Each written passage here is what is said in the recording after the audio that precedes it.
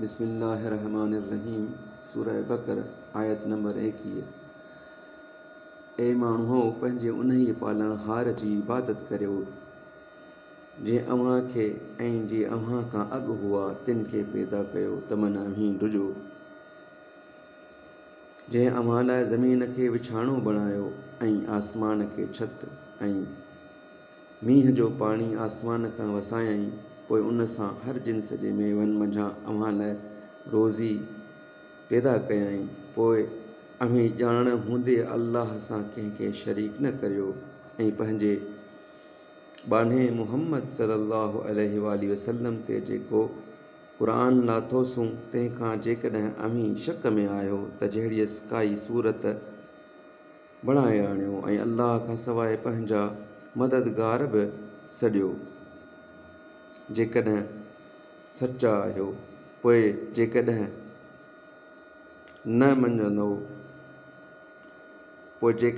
न कंदव ऐं करे बि कॾहिं न सघंदव त उन्हीअ बाहि खां ॾुजो जंहिंजो ॿल माण्हू ऐं पहाड़ आहिनि, उहा न मञंदड़नि लाइ तयारु कई वई आहे।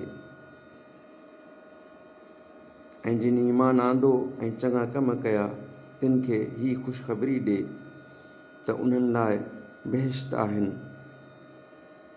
जिन जे हेठां वाहियूं पियूं वहनि।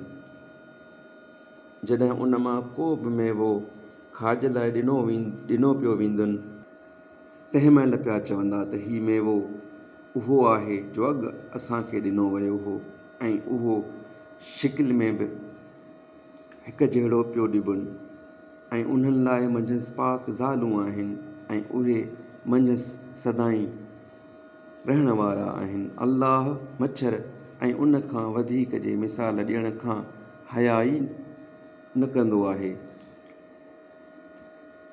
पोइ जिन ईमान आंदो से पक ॼाणंदा आहिनि त उहो संदनि पालणहार वटां आयल आहे,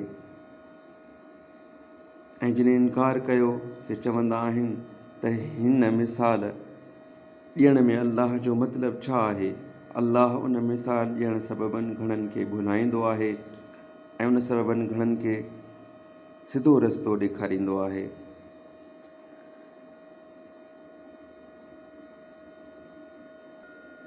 ऐं उन सां अहिड़नि बेदीननि खां सवाइ ॿिए कंहिंखे न भुलाईंदो आहे जेकी अल्लाह जो अंजाम उन जे पके करण खां पोइ भञंदा आहिनि ऐं अल्लाह जे कमनि जे जेकी अल्लाह अंजाम उन जे पके करण खां पोइ भञंदा आहिनि ऐं अल्लाह जिन कमनि ॻंढण जो हुकुम कयो आहे तिन खे छिनंदा आहिनि ऐं मुल्क में फ़साद विझंदा आहिनि, उहे ई छीए वारा आहिनि। अव्हीं हिन हूंदे बि अल्लाह खे कहिड़ी तरह नथा मञो जो बेसाहा हुयो, पोइ अव्हां खे चेरो कयाईं ऐं वरी अव्हां खे मारींदो, वरी अव्हां खे ॼारींदो, वरी ॾांहुंसि मोटाया वेंदव।